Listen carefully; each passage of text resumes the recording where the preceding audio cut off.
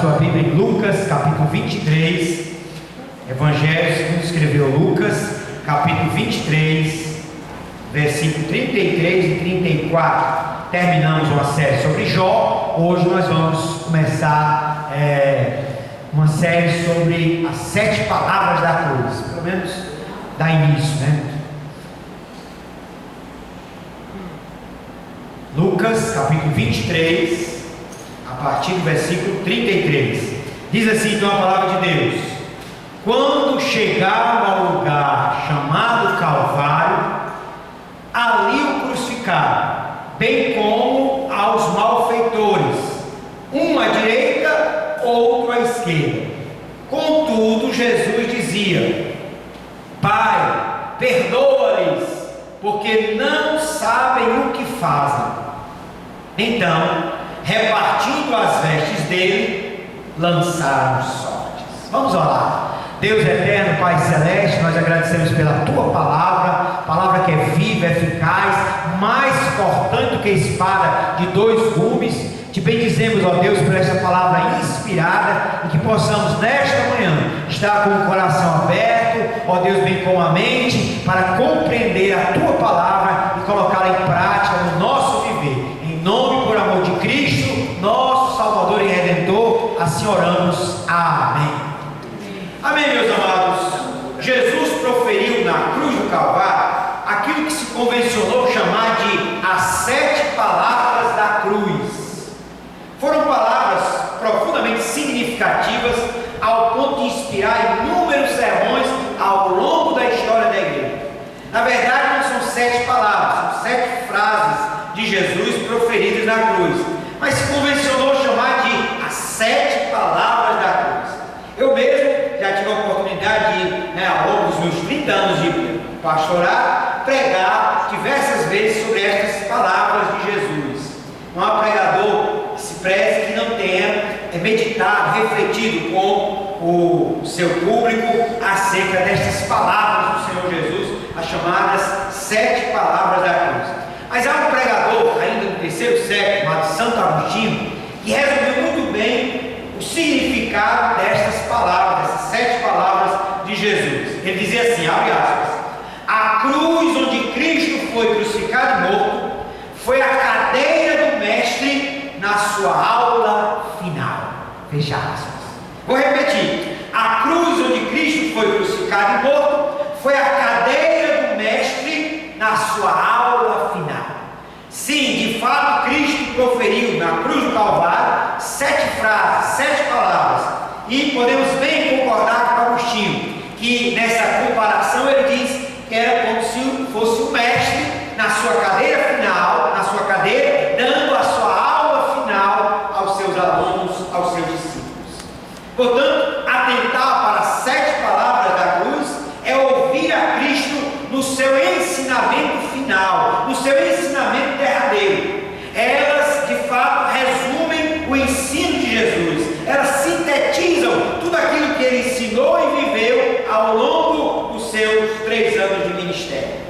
Então, nós queremos aqui meditar, em primeiro lugar, na primeira palavra de Cristo, as primeiras das 7 palavras de Cristo na cruz. Não vamos hoje meditar na 7, vamos meditar somente na primeira. E a primeira está aqui no versículo de número 34, quando Jesus profere essa oração. Contudo, Jesus dizia: Pai, perdoa-lhes, porque não sabem o que fazem. É uma palavra repleta de significado, é uma palavra com muitas lições para todos nós, e nós queremos então pensar sobre esta primeira das 7 palavras ou frases de Cristo na cruz. Devemos notar, meus amados, em primeiro lugar, que estas palavras de Jesus foram proferidas em meio ao insulto e ao escárnio de seus inimigos. O versículo 33 atesta isso. Nós temos lá, como diz o versículo 33, quando chegaram ao lugar chamado Calvário, ali o crucificaram, bem como aos malfeitores, um à direita e outro à esquerda. Mas o texto do Evangelho de Mateus, bem como também no Evangelho de Marcos, nos dizem que os soldados proferiram insultos a Cristo, e não somente isso, os 2 malfeitores, que a tradição nos diz que um se chamava Dimas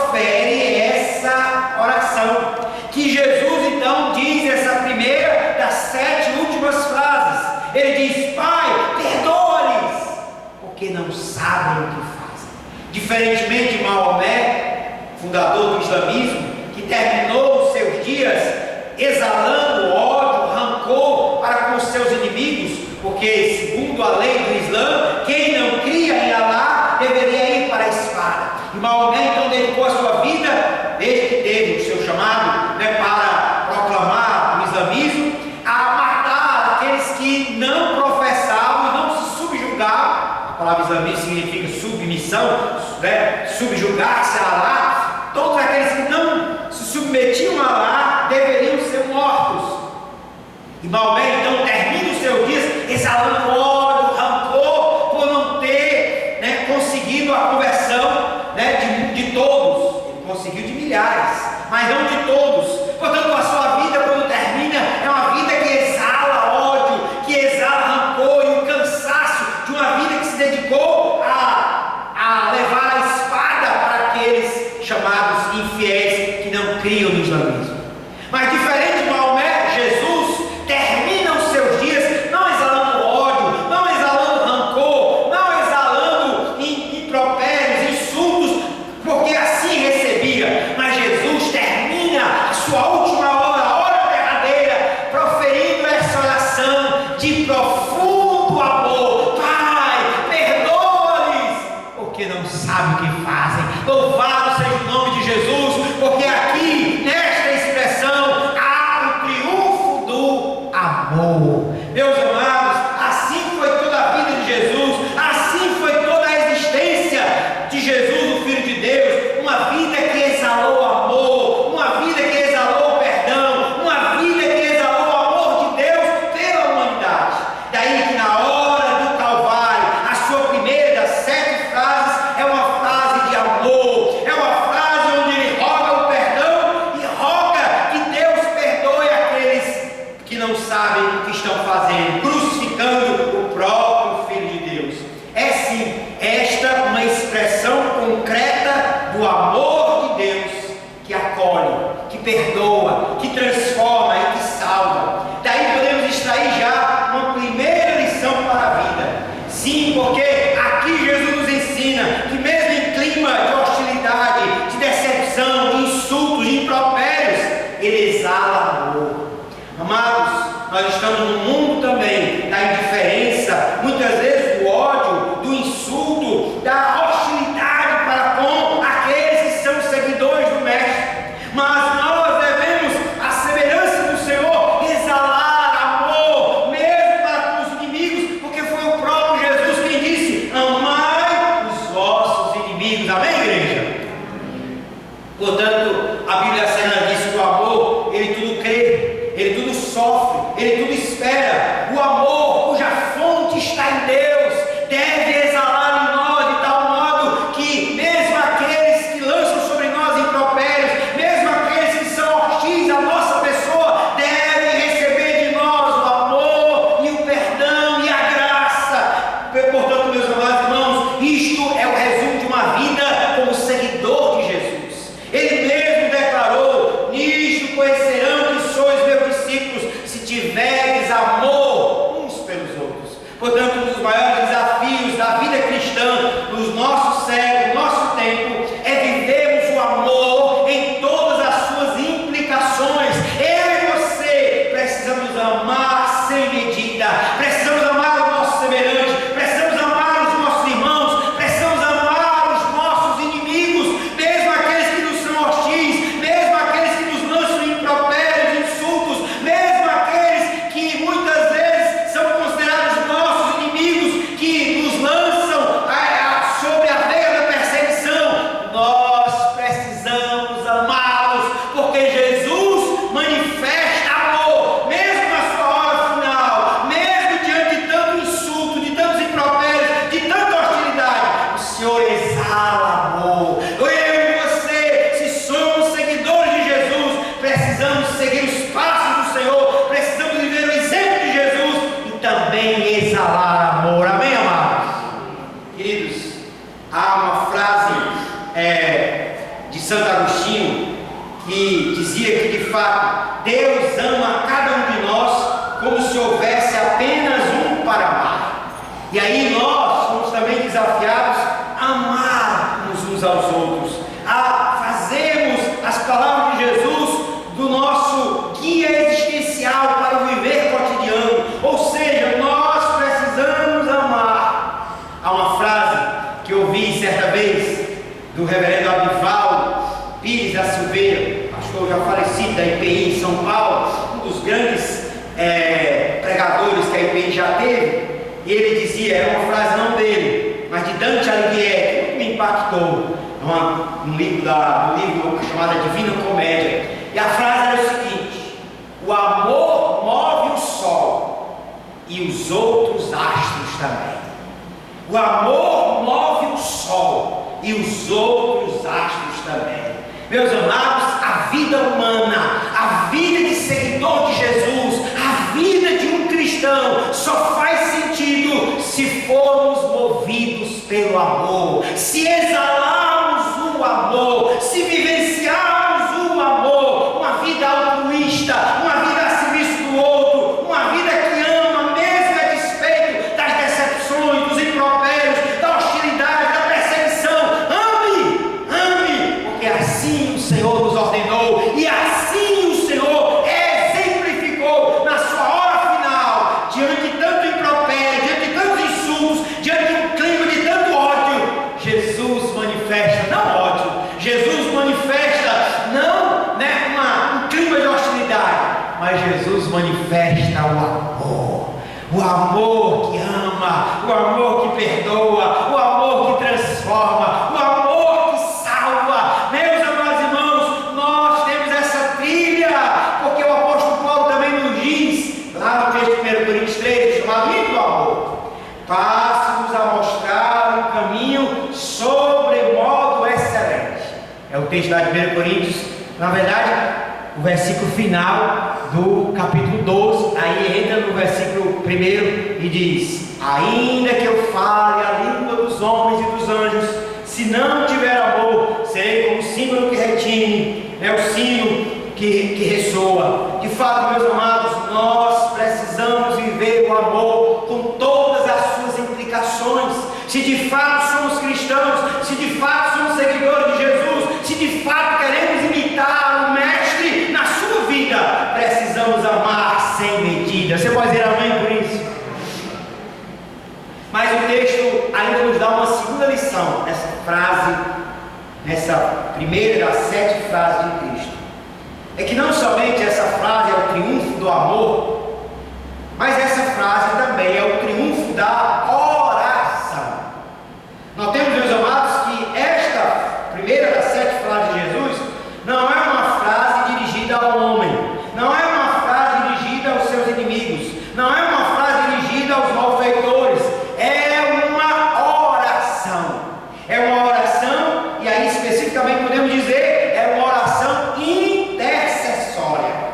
Nesta palavra registrada em Lucas 23, Jesus intercede ao Pai, a Deus, pelos seus inimigos. A oração de Jesus é uma intercessão, ou seja, ele roga ao Pai pelos seus detratores. Jesus considerava de vital importância a oração intercessória. A Bíblia diz que ele continua com esse ministério diante do trono de Deus. Abra sua Bíblia lá em Hebreus 7:25. Hebreus 7, versículo 25, a Bíblia diz que Jesus continua o ministério da oração e da intercessão. Olha lá, diz assim: por isso também pode salvar totalmente os que por ele se chegam a Deus, vivendo sempre para interceder por eles. Jesus está diante de Deus intercedendo pelos seus. Jesus está diante de Deus clamando e intercedendo, orando ao Pai pelos seus eleitos, por aqueles que haverão de se voltar para Ele. Portanto, meus amados, Jesus aqui faz da sua oração um momento crucial da sua vida. Ele está na derradeira hora, ele está no Calvário, ele está finalizando o seu ministério, morrendo na cruz. E o que Jesus faz? O que ele sempre fez ao longo da sua vida: orar e interceder. E Jesus não subestimava o poder da oração intercessória. E nós temos, meus amados, a oração de Jesus, que foi interceder por aqueles que estavam crucificando, por aqueles que estavam lançando sobre eles insultos, impropérios, maldições. A oração de Jesus foi atendida.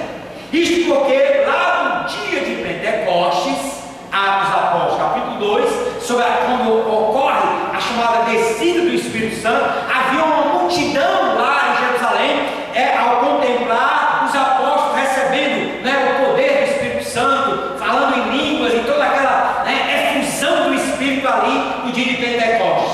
Mas aí aquela multidão indaga o que está acontecendo, e os apóstolos, Pedro toma a palavra pelos apóstolos e começa então o sermão, anunciando Cristo, anunciando que aquele fenômeno era a descida do Espírito Santo, prometido em Joel, que Jesus prometeu e tal. E aí ao final, Pedro diz assim, quando Pedro termina o sermão, aquela multidão diz assim: o que faremos então diante disto? O que faremos, varões galileus?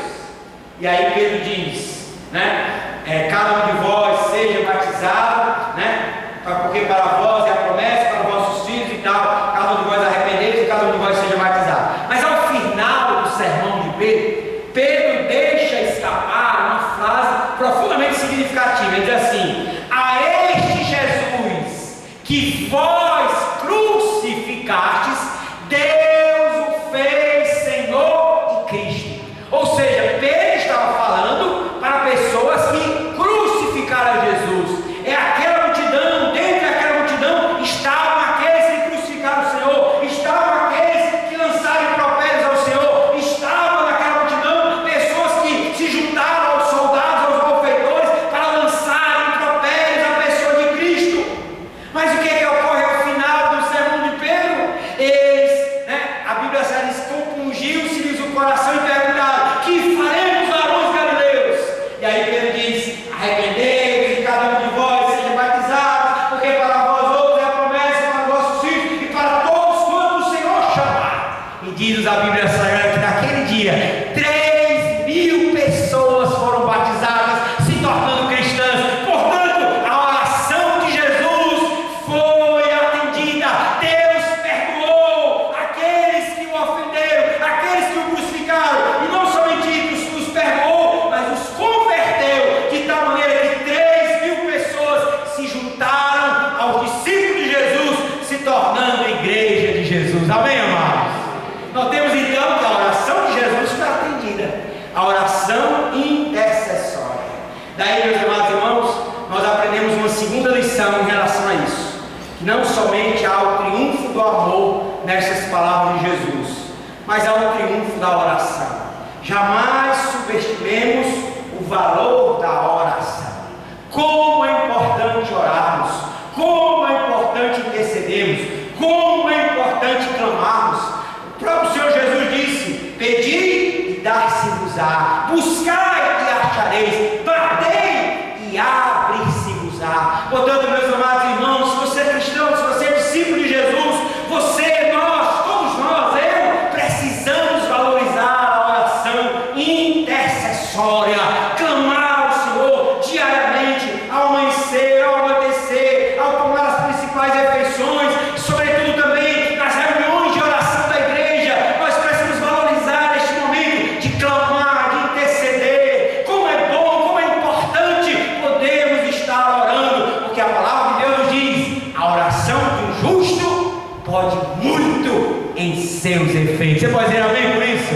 Louvado seja o nome do Senhor. Nós temos aqui uma reunião de oração toda terça-feira às 17 horas, Uma Georgina que está à frente, mas nós também sempre participamos, e é uma bênção poder estar aqui orando toda terça-feira às 17 horas, das 17 até às 18 horas. Nós estamos aqui não só orando, mas intercedendo, Orando não só por nós, mas pelos irmãos, por pessoas enfermas, por pessoas desempregadas, por pessoas com algum problema dito insolúvel. E como é importante, amados, como nós temos sido abençoados. A Georgina, que está aqui, pode atestar isso. Como nós temos sido abençoados por orar e interceder por outros,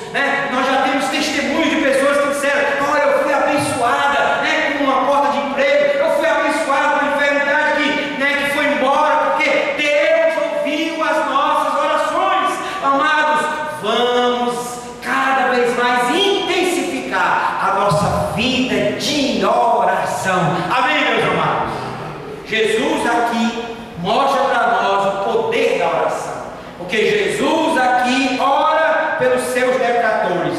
E no dia de Pentecostes, 50 dias após a restauração, muitos desses detratores, se não todos, se converteram e se voltaram, se tornaram igreja do Senhor.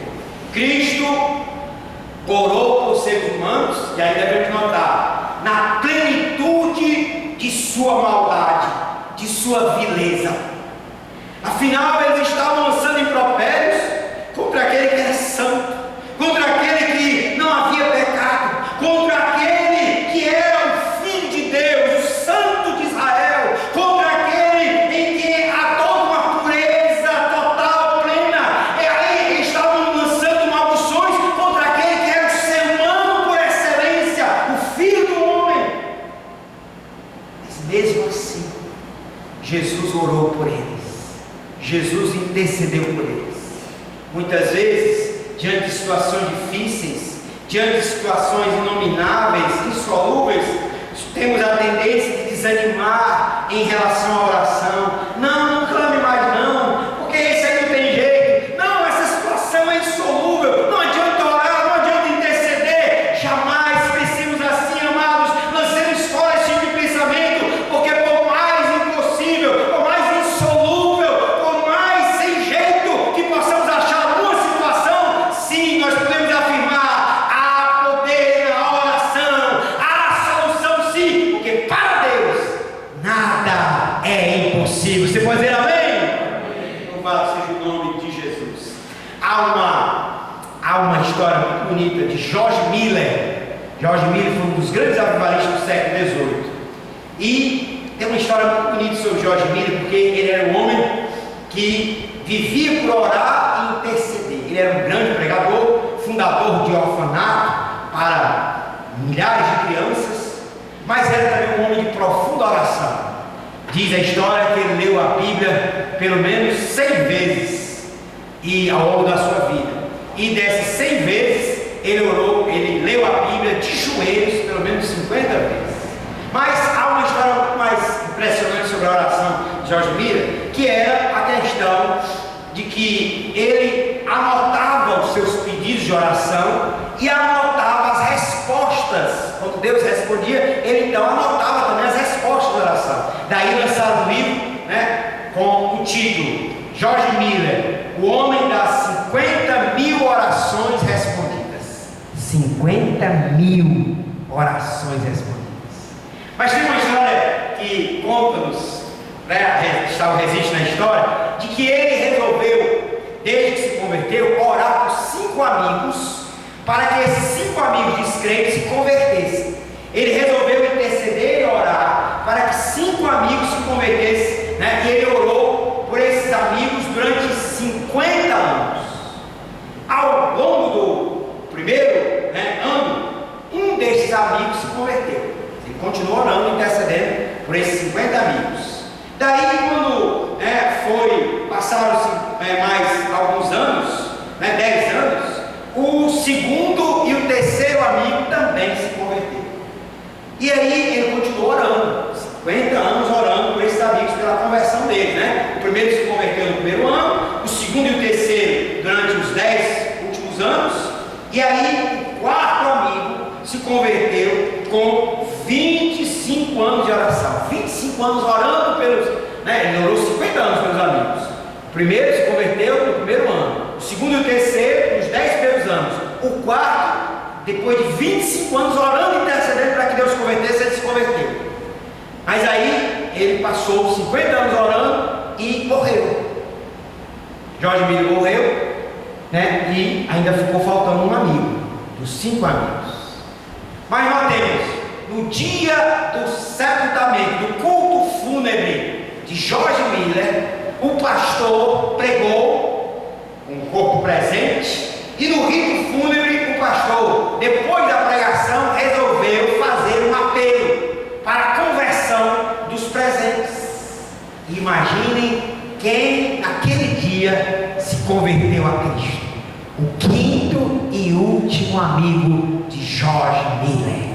50 anos orando e intercedendo por 5 pessoas, e no dia em que ele morreu, o quinto amigo se converteu. Deus responde às nossas orações. Amém, amados? Deus é aquele que preza pela intercessão dos seus santos. Meus amados, jamais subestimemos o poder da oração. Pouca oração, pouco poder. Nenhuma oração, nenhum poder. Muita oração, muito poder. Oremos, busquemos, clamemos, peçamos, batamos a porta da oração. Clamemos ao nosso Deus, porque Ele ouve a oração do seu povo. Amém, amados? Mas vamos terminar essa reflexão com a terceiro e último significado dessas palavras: Pai, perdoa-lhes, porque não sabem o que fazem. É que não somente aqui há o triunfo do amor, há o triunfo da oração, mas por último nós entendemos que esse texto nos ensina, sobretudo, o triunfo do perdão. Jesus aqui, nesta oração, roga o perdão de Deus por aqueles que o insultavam, por aqueles que o crucificaram. Nós temos, meus amados, que Jesus, diante do seu poder, podia rogar um trovão, um raio, que matasse a todos, que fizesse com que todos fossem fulminados diante do poder de Deus. Jesus podia rogar ao Pai: Deus, agora envia os teus anjos e mata todos, porque eles estavam, Jesus estava, e aquelas pessoas estavam cometendo um crime inominável. Na verdade, não só eles, nós, porque ali estávamos representados entre os romanos e os judeus, nós também estávamos crucificando a Cristo. Mas Jesus ora ao Pai, rogando-lhes o perdão. E a frase de Jesus completa é: Pai, perdoa-lhes, porque não sabem o que fazem. Devemos enfatizar aqui, sobretudo, não a ignorância deles, não sabem, mas sobretudo o fazer. O que fazem? O que eles estavam fazendo? Não somente lançando impropérios, maldições, mas crucificando, matando o Senhor da glória, o Senhor que é o autor da vida, que é o Filho de Deus, que é o Verbo encarnado. A ênfase aqui não é porque não sabem, mas a respeito porque não sabem o que fazem. Mesmo ignorando a gravidade das suas ações, eles necessitavam do perdão divino. Por isso Jesus roga ao Pai: perdoa-lhes, Pai.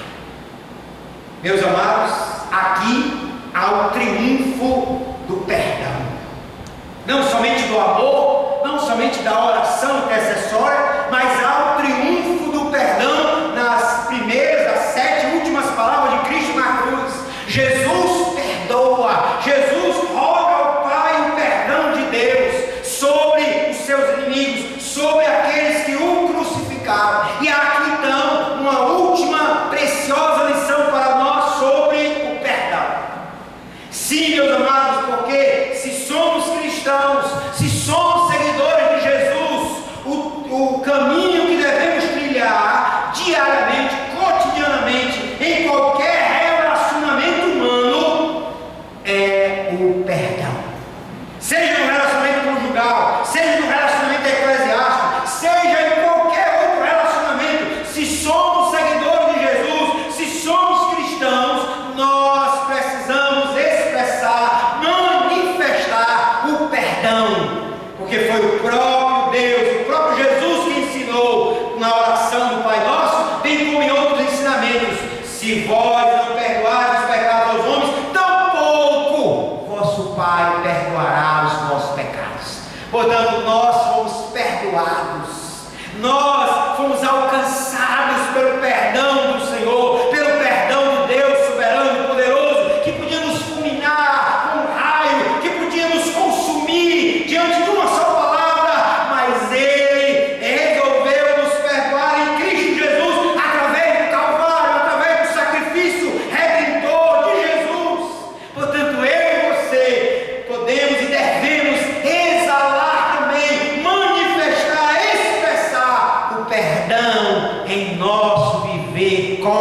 cotidiano. Você pode dizer amém por isso? Amém! Portanto, meus amados, perdoar há de ser o verbo da vida cristã. Fomos perdoados por Deus e assim devemos perdoar o outro. Philip Yancey, famoso autor evangélico americano, tem uma frase lapidar, que ele diz assim, abre aspas: ser cristão é perdoar o imperdoável nos outros, pois Deus perdoou o imperdoável em nós. Fecha aspas. Ser cristão é perdoar o imperdoável nos outros, pois Deus perdoou o imperdoável em nós. Meus amados irmãos, somos incitados à luz deste exemplo de Jesus a manifestar, a expressar no nosso viver cotidiano o perdão de Deus, o perdão para com o nosso semelhante. Na vida teremos ofensas, na vida receberemos hostilidade, na vida iremos nos ferir, na vida nós iremos nos machucar, na vida relacionamentos serão quebrados, mas cabe a mim e a você, se fomos perdoados por Deus e de fato fomos perdoados pelo Senhor, manifestar, tomar a iniciativa de perdoar o outro. Amém, amados? Eu termino essa história com um exemplo, talvez até tenha contado aqui.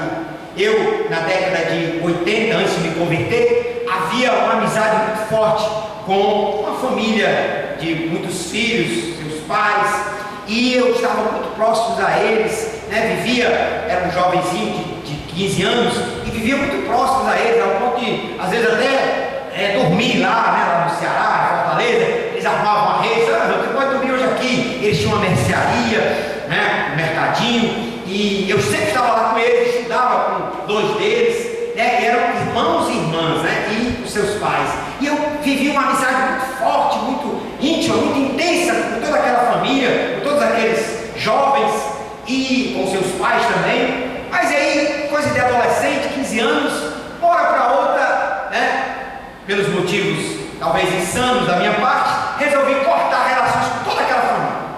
E aí, fiquei, como no passado se dizia, fiquei mal, de todos. Passei a passar uma outra lado da rua, mas evitar a rua, evitar a calçada, evitar a casa deles, não mais falava com nenhum deles. Coisa de adolescente.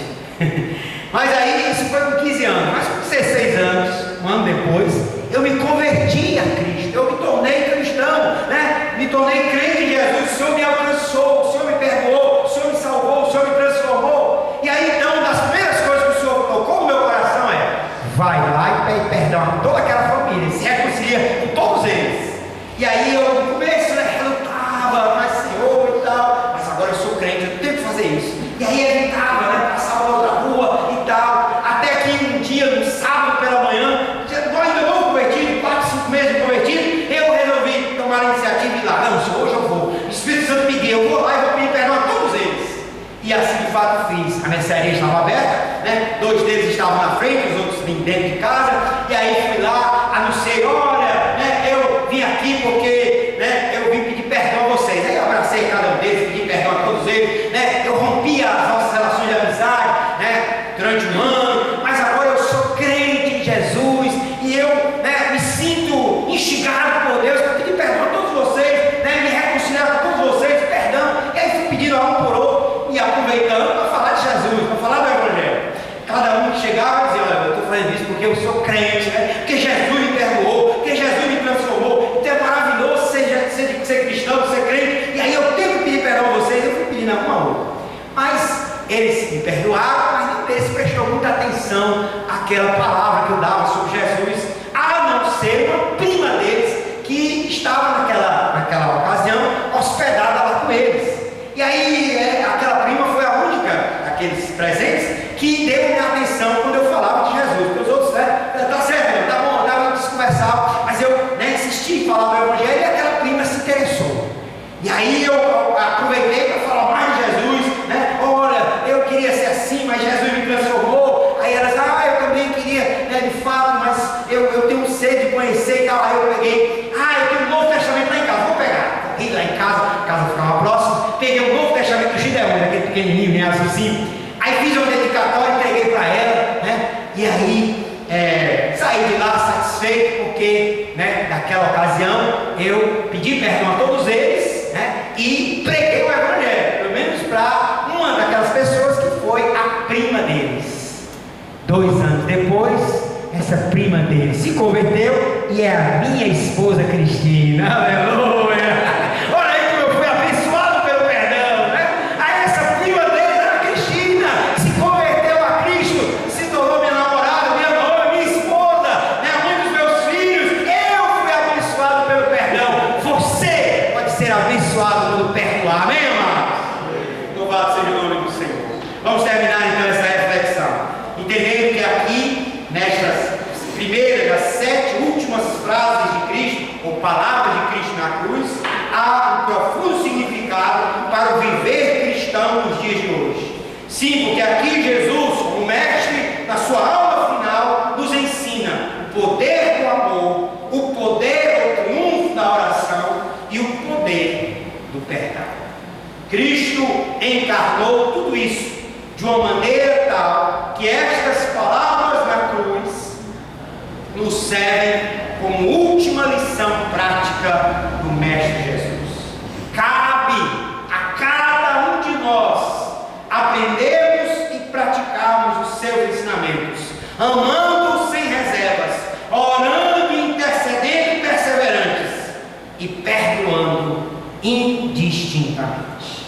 Só assim seremos verdadeiros discípulos do Senhor. Amém, amados? Vamos orar. Senhor Deus, Pai Celeste, oramos agradecidos a Ti pela Tua palavra.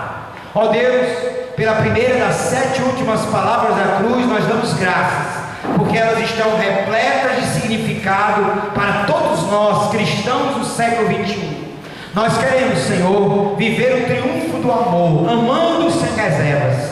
Nós queremos, Pai, orar, interceder uns pelos outros, e clamar, e jamais subestimar o poder da oração.